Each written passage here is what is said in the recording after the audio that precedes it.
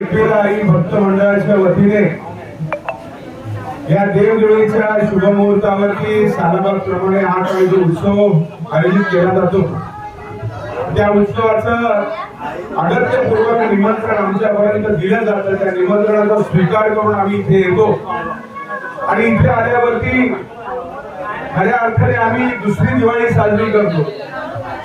कारण ही मंडळी अशी आहेत यांचा स्पर्श झाल्यावरती आमच्या अंगामध्ये एक प्रबळ इच्छाशक्ती जागृत होते आणि त्या इच्छाशक्तीच्या जोरावरती आम्ही नवीन नवीन ध्येय गाठायचा प्रयत्न करतो।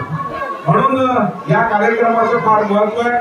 आज योगायोग असा आहे की एक कांजूर मधला एक चांगला उभरता असं नेतृत्व आहे प्रथमेश धुरी, तो पण इथे आहे। फोटो क्षेत्रामध्ये अजय अतुल म्हणून ज्यांचा मी उल्लेख होतो त्यातले ते अजय इथे आलेले सूर्य साहेब आहेत। सातत्याने आमच्या पाठी राहणारे आमचे विशू शेठ आहेत।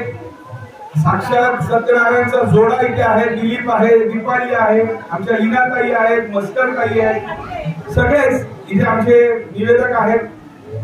आणि इथे आल्यावरती आमच्या एका व्यक्तीची आठवण होते, म्हणजे ती आमच्या बाईंची आठवण होती, कारण त्याने आम्हाला घडवलेलं आहे।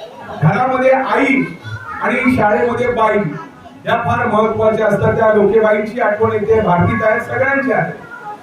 मी आपल्याला एकच सांगणार, मी जिथे जिथे जातो तिथे तिथे मला एकच सांगणार प्रथमेश की जे आपण निर्माण करू शकत नाही ना ते सांभाळायचं। आपण काय निर्माण करू शकत नाही, हा समाज निर्माण करू शकत नाही, हा निसर्ग निर्माण करू शकत नाही, आपण सांभाळा। कारण आजकाल जे प्रदूषण झालेलं आहे कसंही कुठेही करतो ते सांभाळण्याचा आपण प्रयत्न करायचा। आणि दुसरं सर्वात महत्वाचं विशेष की जे आपण जोडू शकत नाही, जे आपण जोडू शकत नाही ते तुटून देण्याचा प्रयत्न करायचा। काय जोडू शकत नाही, दीपाली पाटील किंवा दिलीप पाटील किंवा विशू शेठने दाखवलेला हा विश्वास एकदा जर गेला तर तो परत आपण जोडू शकतो का प्रथमेश?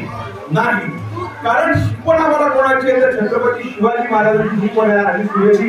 कारण त्या माणसाने 400 वर्षापूर्वी आपल्यासारख्या सर्वसामान्य माणसाच्या आयुष्यामध्ये जो विश्वास दिला त्या विश्वासाच्या बळावरती हा समाज टिकून आहे।